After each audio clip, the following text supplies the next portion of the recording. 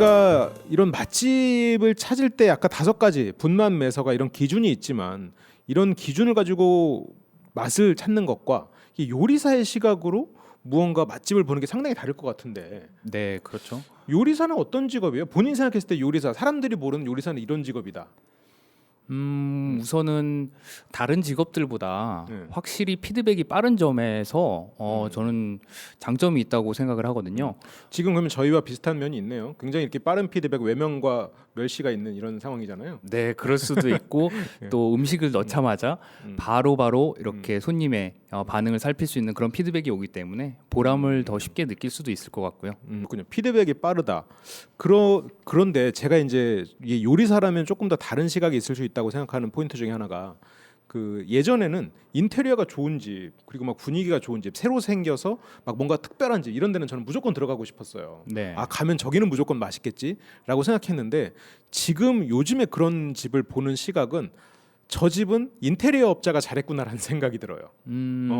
그래서 그래서 오히려 인테리어도 물론 중요한 요소 중에 하나지만 맛집을 볼 때 예전에는 깔끔한 인테리어 그리고 새로운 메뉴 특별함 그리고 그런 것들을 봤다면 이제는 역시 경험 그리고 그 집 그 음식을 만드는 사람의 경험 그리고 내가 그와 비슷한 메뉴를 먹었던 경험 이런 것들을 좀 비교해 보는 것 같아요. 오히려 예전보다 정보가 많아지니까 믿을 만한 정보가 더 사라지는 약간 이런 느낌이 좀 듭니다. 네, 그래서 저희가 맛집 찾는 법을 저희가 또 여러분들께 좀 소개를 해드리고자 준비를 해봤는데요. 실제 요리사가 전달하는 맛집 찾는 법과 그리고 공학 박사이신 우리 소장님께서 전달하는 맛집 찾는 법을 저희가 좀 소개를 해드릴까 해요. 네. 저는 우선 메뉴 수를 아까도 말씀드렸다시피 메뉴 수를 좀 고려하라라고 말씀을 드리고 싶어요. 그게 첫 번째인데요. 메뉴가 너무 많은 집은 아무래도 집중을 하기가 조금 어려울 수가 있을 것 같아요. 31가지는 좀 많은 편인가요? 네, 굉장히 많습니다. 그렇군요. 네. 그러면 좀 한 5가지 이내 집 그게 이제 그 메뉴에 집중할 수 있으니까 그런 집이 좀 좋은 집이다. 네, 맞습니다. 아까 소개드렸던 지구단 같은 경우도 메뉴가 하나잖아요. 그렇죠. 네. 그리고 뭐 이거는 여행을 가서도 통용될 수 있는 방법인데요. 현지 사람의 조언을 얻어라가 그 두 번째입니다. 제가 실은 여기 홍대에 좀 오래 있었어요. 그러다 보니까 실은 그 당시에는 홍대 주변에서 가장 맛있는 집 중에 하나가 남문관 식당이었습니다. 근데 홍대를 놀러 오는 사람들은 잘 모르죠. 남문관 식당이 뭐냐면 홍대 안에 기숙사 식당이에요. 네. 그게 의외로 가성비도 좋고 굉장히 맛있는 집이었거든요. 그 당시에는 막 닭을 반 마리를 튀겨서 죽인 날도 있었고. 근데 이제 그건 정말 현지인만 알 수 있는 정보죠. 그럼 일반인들도 이용할 수 있는 건가요? 아 그럼요. 아, 네. 일반인들도 이용할 수 있고. 근데 지금도 그렇게 맛있는지는 제가 체크를 못 해봤어요. 그리고 또 다른 기준이 있나요? 그리고 이거는 이제 여러분들께서 생각을 좀 해보셔야 될 텐데 본인만의 기준을 잡아라라는 게 중요한 것 같아요. 내가 생각하는 내가 원하는 맛집이란 어떤 요소들을 가지고 있는 것인가라는 본인만의 기준을 좀 생각을 해보시면 이 범람하는 정보 속에서 맛집을 찾기가 훨씬 더 수월하실 거라고 생각이 되고요. 이 뭔가 단어 선택 이런 게 굉장히 진지해지셨네요. 범람이나 이런 단어보다는 넘친다라 이런 걸 많이 썼었는데 굉장히 지적으로 보여요. 그 윈셰프랑 예전에 같이 이런 맛집 탐방 같은 거 다니다가 굉장히 기억에 남는 사건이 하나가 있었는데 그 중에 하나가 저희가 이제 식품 대전을 갔을 때였어요. 근데 그 식품 대전에서 본 것 중에 초밥을 만드는 기계가 있고 생선살을 쓰지 않는 초밥이 있는 거예요. 네, 맞습니다. 그래서 이제 그걸 보고 이제 민셰프 굉장히 기분 나빠했었거든요. 이제 저런 건 초밥 요리사의 손맛을 따라올 수 없다. 이제 요리사로서 이제 한 말이죠. 이제 그러면서 다시 이제 대학으로 돌아가고 공부를 시작한 게 아닌가. 네. 그러면서 오늘의 이 지루한 민셰프를 만들어낸 게 아닌가 이런 한탄이 조금 생기는 면이 있습니다. 그 지금 음식 업계가 네. 굉장히 지금 기계화되고 있다고 보시면 될 것 같아요. 벌써 음식 업계 기계와 굉장히 이제 지루한 표현들이 나오고 있잖아요. 아주 그런가요? 훌륭합니다. 아, 네, 죄송합니다. 아니에요. 그래서 요즘에는 초밥을 심지어 프린터기로 찍어버리니까요. 네, 그렇죠. 3D 프린터로 아예 그 한 사람의 장인이 만든 초밥을 똑같이 재현하는 그런 가게가 지금 생기고 있다고 저는 들었거든요. 이렇게 모카 라디오처럼 팝업 스토어로 해가지고 이런 3D 프린터로 찍은 음식을 파는 가게가 이제 세계적으로 돌아다니고 있어요. 이제 그런 것도 있고 정말로 요리사 입장에서는 많은 고민을 해야 될 것 같아요.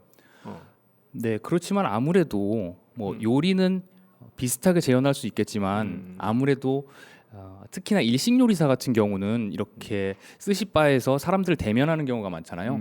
그래서 이 심야 식당 같은 드라마를 보셨겠지만 그런 드라마를 보면 이렇게 사람 냄새가 나는 그런 식당을 구현을 하고 있잖아요. 그래서 손님의 고민도 좀 들어주고 또 다른 메뉴도 추천을 해주고 이런 것들이 또 기계와 차별화할 수 있는 점이지 않을까 생각해요. 그럼 이제 유튜브에서 먹방을 보면서 집에서 이제 음식을 해 먹는 것과 비슷한 효과인가요? 네, 그렇군요. 이게 확실히 요리사로서 굉장히 많은 고민이 있을 것 같아서 이런 질문 좀 해봤고, 그래서 저희가 오늘 준비한 여러 가지 콘텐츠 중에는 과거에는 맛집을 쫓았지만 이제는 집에서 혼자 계신 분들 그리고 여러 가지 상황으로 이제 밖에서 음식을 먹기 힘든 분들한테 몇 가지 좀 팁을 드리려고 좀 준비를 해왔어요. 그래서 저희가 여기 모카 라디오니까 모카골드 커피와 같이 만들어 먹을 수 있는 칵테일을 하나 간단하게 소개를 좀 해드릴까 해요. 어떤 칵테일인가요? 네, 만들기 쉬워야 될 텐데. 굉장히 간단합니다. 아이리시 커피인데요. 한 번쯤 들어보셨을 거예요.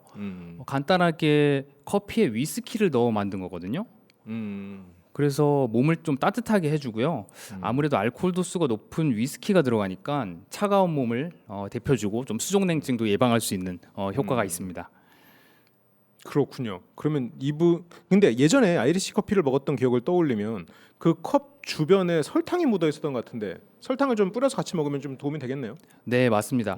만들 때 설탕을 이렇게 손으로 집어서 잔에다 직접 묻히려면 손에도 묻고 약간 지저분하고 다 녹고 어렵잖아요. 그럴 때는 그릇에 설탕을 부어 놓으시고 잔을 엎어서 한번 찍으시면 됩니다.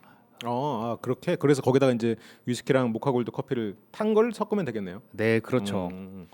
그래서 이 모카골드 종류도 제품이 세 가지가 있잖아요. 네. 그래서 모카골드 라이트, 모카골드 심플 라떼, 그리고 마일드가 있는데요. 당류가 좀 걱정되시는 분들은 모카골드 라이트를 사용해서 당류가 좀 감소된 그런 커피를 즐기실 수 있을 것 같아요. 단공료가 걱정되면 좀 다른 선택을 해야 되는 게 아닌가 저는 뭐 그렇게 생각은 합니다만 네 뭐 좀 낫겠죠. 그래요.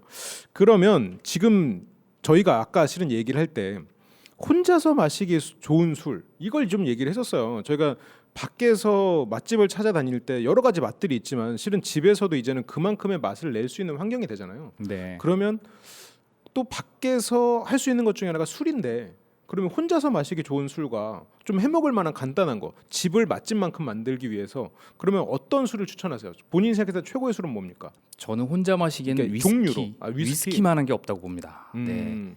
저는 실은 아까 이 얘기를 듣고 약간 의외긴 했었는데 왜 위스키인가요? 일단 혼자 마신다는 거를 감안을 해야 되죠. 그렇다면 남는 것도 생각을 해야 됩니다. 자, 와인 같은 경우 한 병을 다 따면 굉장히 양이 많죠. 네. 혼자 마시다 보면 분명히 남습니다. 물론 와인 한 병을 혼자서 다 드시고 한 병을 더 까시는 분들도 있긴 하지만 네. 그렇기 때문에 위스키는 잠깐 자기가 먹고 싶은 만큼 마시고 보관을 해도 충분히 장기간 보관이 가능하거든요. 그런 면에서는 소주가 나은 거 아닙니까? 제가 정말 몰라서 물어본 거예요. 위스키는 그냥 보관 말고 다른 장점은 없나요?